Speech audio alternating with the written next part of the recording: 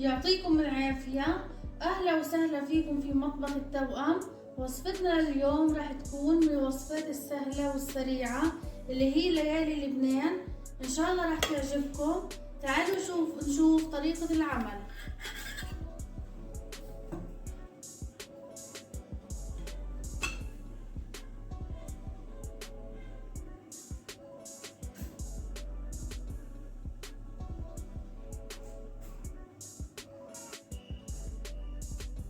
في البداية راح نحضر القطر. راح نحتاج كاس ونص سكر على كاسة مية.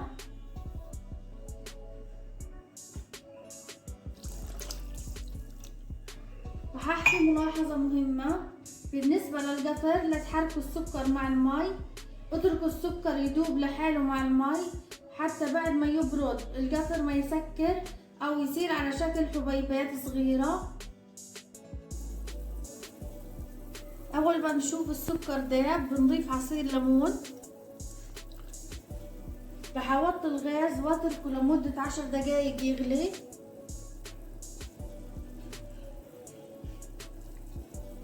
راح احط باكيتين كراميل جاهز عشان يعطي اللون للقطر.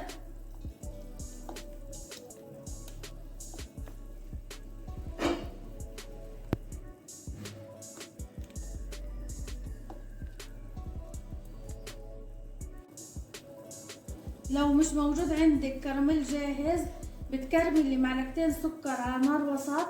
ما تحرك السكر بالمعلقة الا بس يبدأ يسيح السكر. راح اطفي على القطر واتركه يبرد واحطه في الثلاجة حتى يجمد. راح نحتاج كاسة سميد، نص كاسة سكر، 12 معلقة حليب بودر، 5 كاسات مية. راح احرك الخليط على البارد.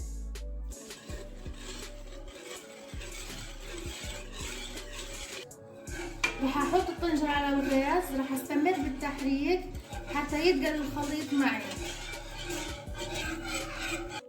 لما غلي الخليط ضفت باكيت فانيلا. راح اضيف معلقة كبيرة ماء زهر.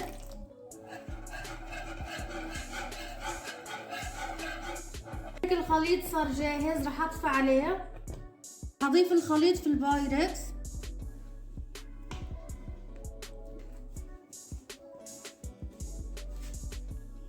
راح اتركها تبرد وبعدها راح ادخلها الثلاجة. بعد ما بردت راح ادهن الوجه بالقشطة.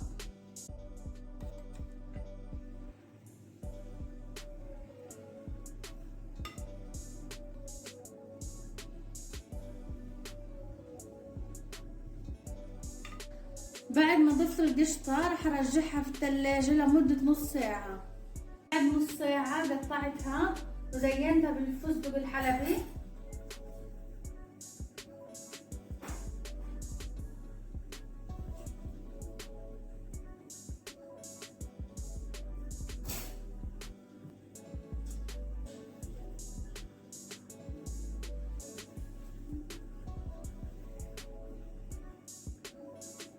اخر اشي راح اضيف القطر اللي عملناه.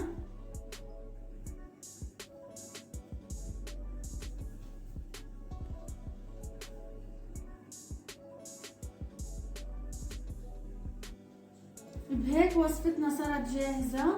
ان شاء الله تكون نالت اعجابكم.